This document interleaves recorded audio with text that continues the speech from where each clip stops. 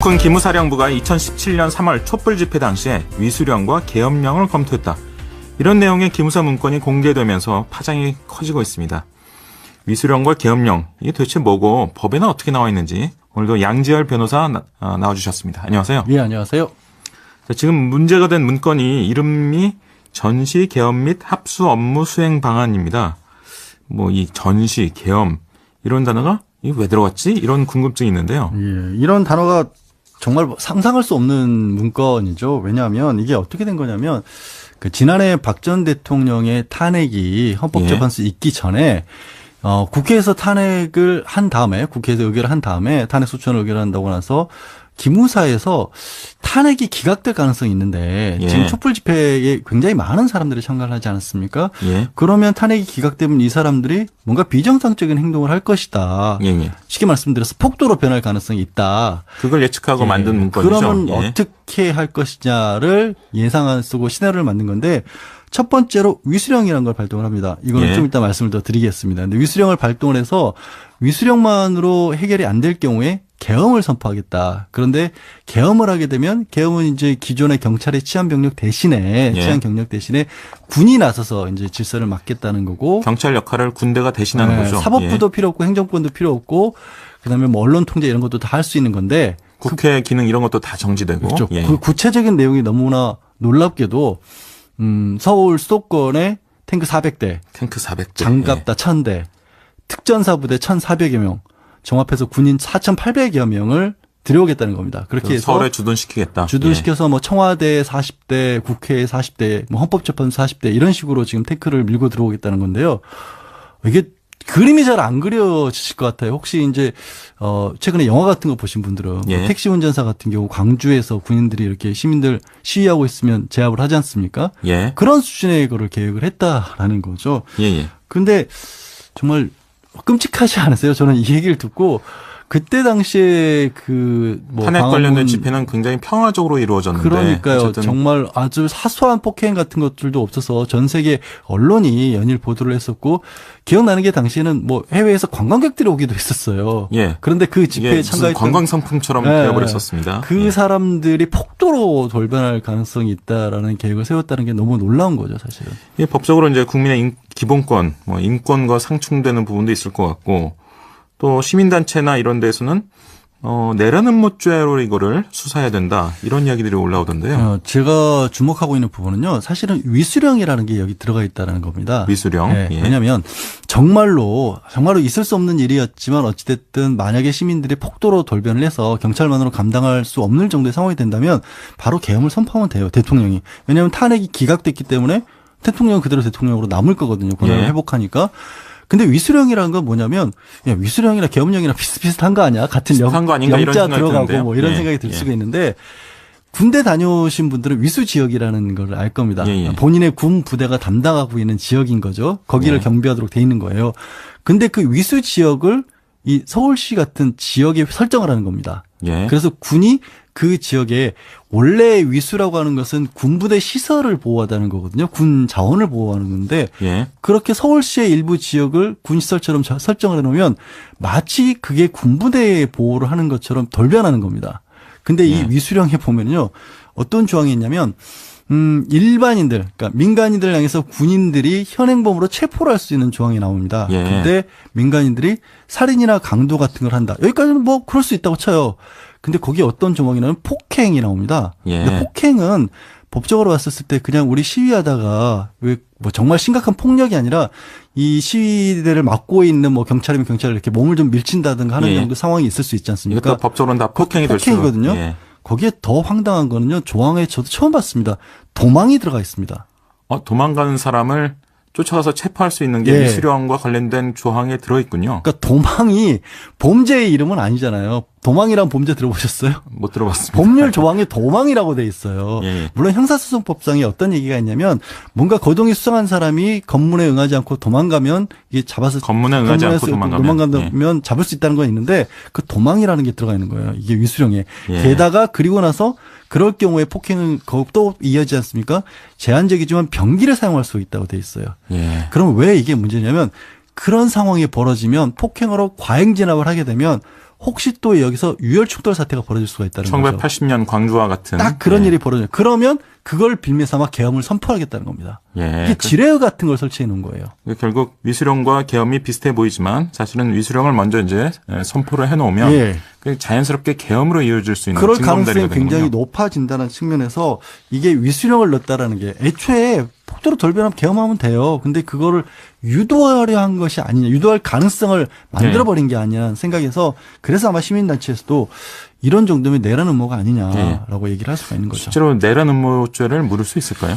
그거는 이제 어떻게 보느냐의 가치의 차이인데 말씀드린 것처럼 탄핵이 기각된 상황을 예정한 거라서 예. 현직 대통령이 권력을 가지고 있는 상황이죠. 예. 그래서 현직 대통령에 반대하는 사람들을 제압하는 거기 때문에 그러면 일반적인 의미의 쿠데타와는 성격이 다르다. 이렇게 예. 보면 내란 음모가 안 될 거고 국가의 주인이 누구냐. 위임받았지만 잠시 권력을 가지고 있는 정권이냐 아니면 예. 국민이냐.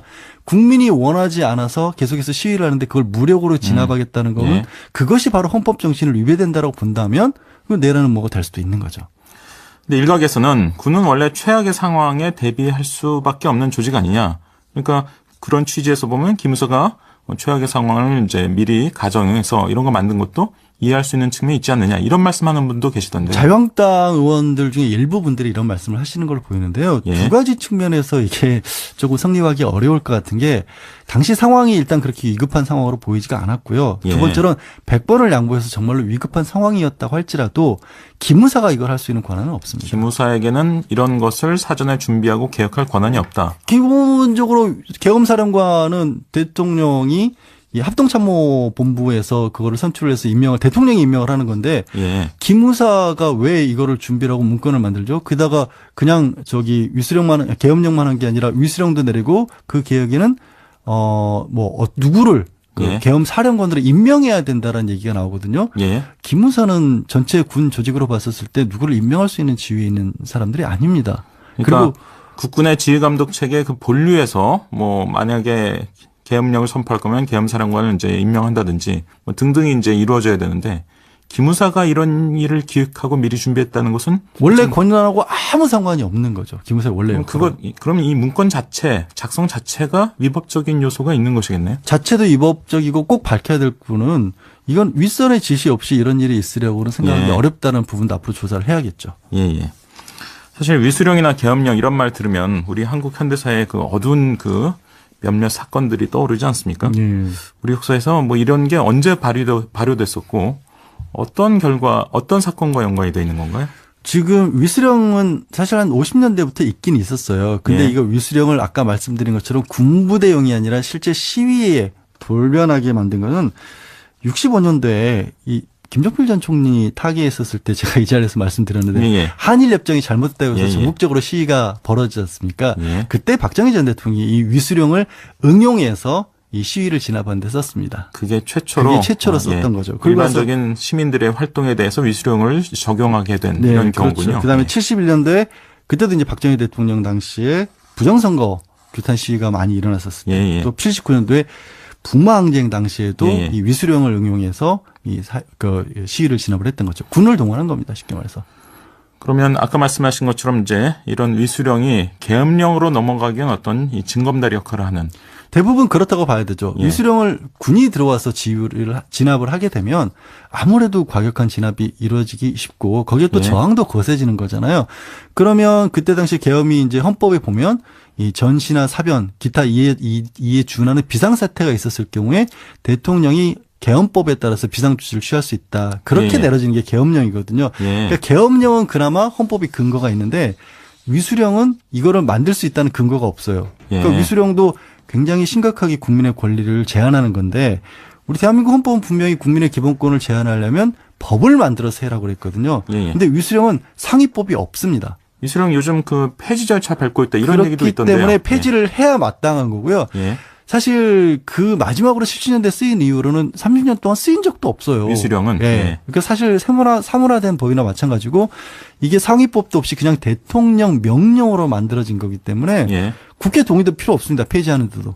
그냥 국방부에서 이거 폐지합시다라고 의견 모아가지고 대통령이 폐지해버리면 되는 거예요.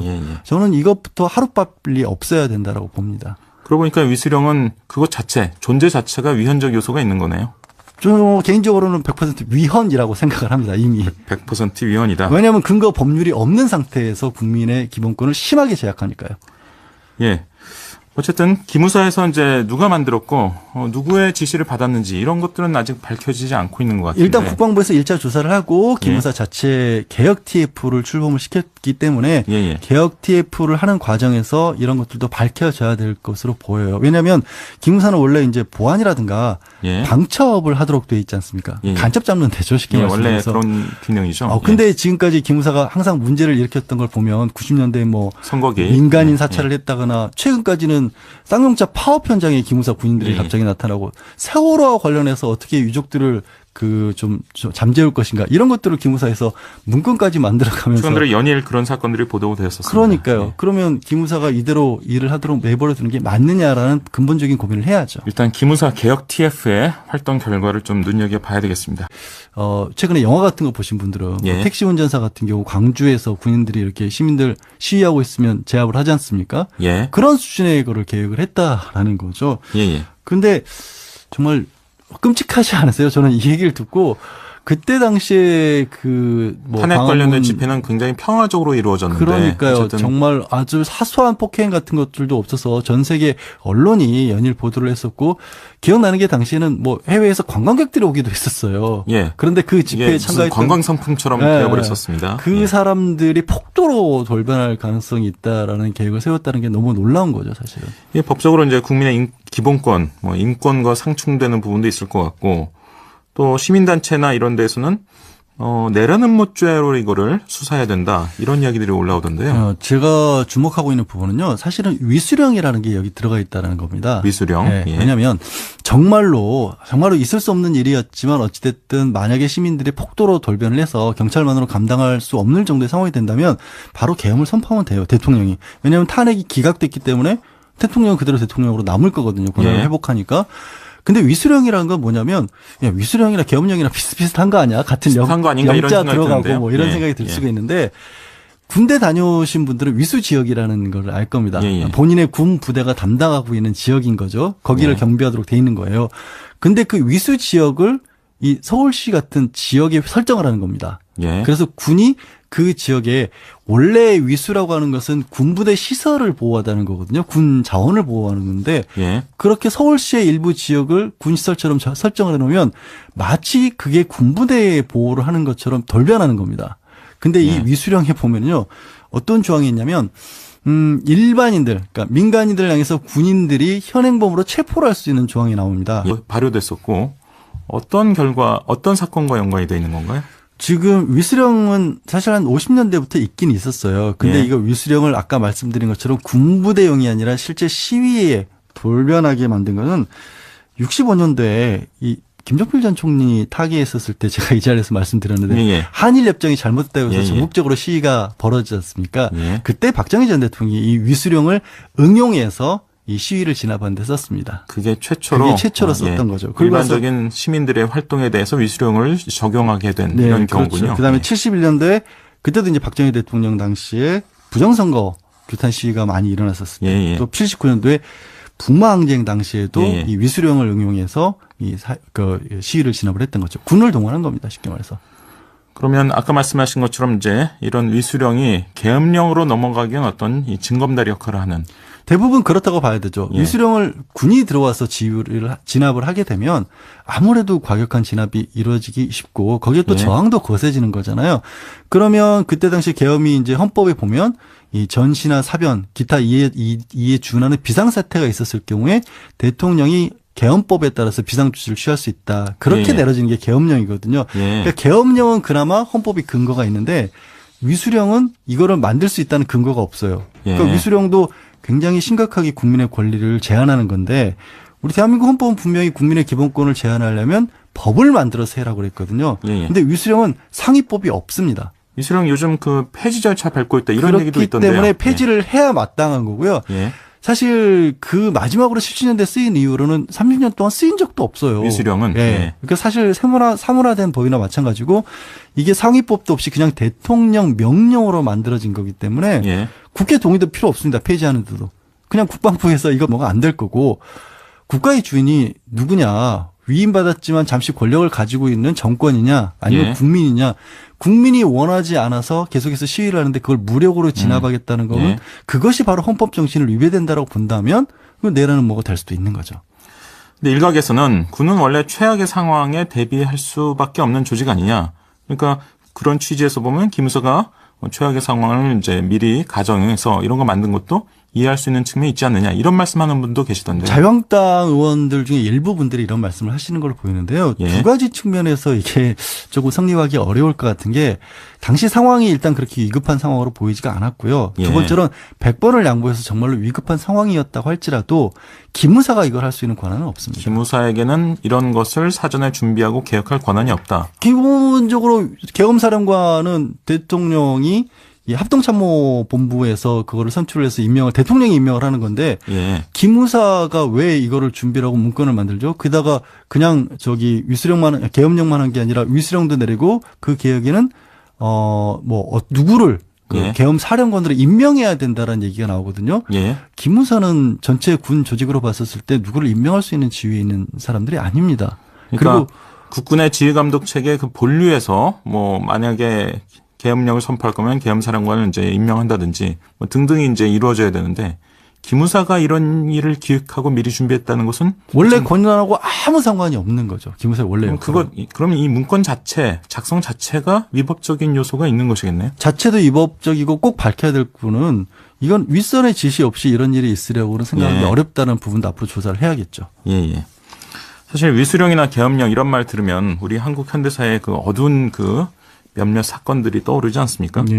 우리 역사에서 이런 게 언제 발휘되고 근데 민간인들이 살인이나 강도 같은 걸 한다. 여기까지는 그럴 수 있다고 쳐요. 근데 거기에 어떤 조항이 나오면 폭행이 나옵니다. 예. 근데 폭행은 법적으로 봤었을 때 그냥 우리 시위하다가 정말 심각한 폭력이 아니라 이 시위대를 막고 있는 경찰이면 경찰을 이렇게 몸을 좀 밀친다든가 하는 예. 정도 상황이 있을 수 있지 않습니까? 이것도 법적으로는 다 폭행이 될 수. 폭행이거든요. 예. 거기에 더 황당한 거는요. 조항에 저도 처음 봤습니다. 도망이 들어가 있습니다. 도망가는 사람을 쫓아가서 체포할 수 있는 게 예. 위수령과 관련된 조항에 들어있군요. 그러니까 도망이 범죄의 이름은 아니잖아요. 도망이란 범죄 들어보셨어요? 못 들어봤습니다. 법률 조항에 도망이라고 돼 있어요. 예. 물론 형사소송법상에 어떤 얘기가 있냐면 뭔가 거동이 수상한 사람이 검문에 응하지 않고 도망가면 이게 잡아서 검문에 응하지 않고 도망가면 잡을 수 있다는 건 있는데 그 도망이라는 게 들어가 있는 거예요. 이게 위수령에. 예. 게다가 그리고 나서 그럴 경우에 폭행은 또 이어지지 않습니까? 제한적이지만 병기를 사용할 수 있다고 돼 있어요. 예. 그럼 왜 이게 문제냐면 그런 상황이 벌어지면 폭행으로 과잉 진압을 하게 되면 혹시 또 여기서 유혈 충돌 사태가 벌어질 수가 있다는 거죠. 1980년 광주와 같은 딱 그런 일이 벌어져요. 그러면 그걸 빌미 삼아 계엄을 선포하겠다는 겁니다. 예. 이게 지뢰 같은 걸 설치해 놓은 거예요. 결국 위수령과 계엄이 비슷해 보이지만 사실은 위수령을 먼저 이제 선포를 해놓으면 예. 자연스럽게 계엄으로 이어질 수 있는 그럴 징검다리가 가능성이 굉장히 되는군요. 높아진다는 측면에서 이게 위수령을 넣었다라는 게 애초에 폭도로 돌변하면 계엄하면 돼요. 근데 그거를 유도하려 한 것이 아니냐, 유도할 가능성을 만들어버린 게 아니냐는 생각에서 그래서 아마 시민단체에서도 이런 정도면 내란 음모가 아니냐라고 얘기를 할 수가 있는 거죠. 실제로 내란 음모죄를 물을 수 있을까요? 그거는 이제 어떻게 보느냐의 가치의 차이인데 말씀드린 것처럼 탄핵이 기각된 상황을 예정한 거라서 예. 현직 대통령이 권력을 가지고 있는 상황이죠. 예. 그래서 현직 대통령에 반대하는 사람들을 제압하는 거기 때문에 그러면 일반적인 의미의 쿠데타와는 성격이 다르다. 이렇게 보면 내라는. 군 기무사령부가 2017년 3월 촛불 집회 당시에 위수령과 계엄령을 검토했다. 이런 내용의 기무사 문건이 공개되면서 파장이 커지고 있습니다. 위수령과 계엄령, 이게 도대체 뭐고 법에는 어떻게 나와 있는지 오늘도 양지열 변호사 나와주셨습니다. 안녕하세요. 예, 안녕하세요. 지금 문제가 된 문건이 이름이 전시, 계엄 및 합수 업무 수행 방안입니다. 이 전시, 계엄 이런 단어가 왜 들어갔지? 이런 궁금증이 있는데요. 예, 이런 단어가 정말 상상할 수 없는 문건이죠. 왜냐하면 이게 어떻게 된 거냐면 지난해 박 전 대통령의 탄핵이 헌법재판소에 있기 전에 국회에서 탄핵을 한 다음에 국회에서 의결을 한 다음에 탄핵 소추안을 의결한다고 나서 기무사에서 탄핵이 기각될 가능성이 있는데 지금 촛불 집회에 굉장히 많은 사람들이 참가를 하지 않았습니까? 그러면 탄핵이 기각되면 이 사람들이 뭔가 비정상적인 행동을 할 것이다.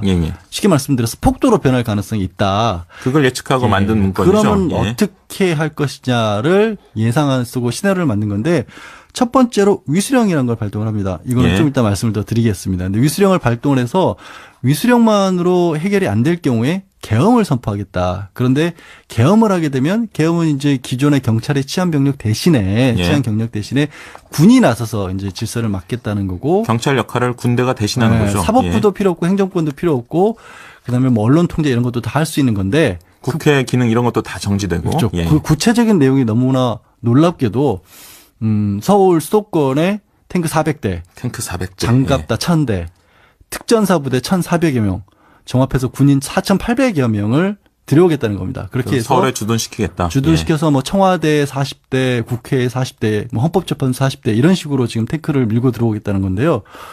이게 그림이 잘 안 그려지실 것 같아요. 혹시 이제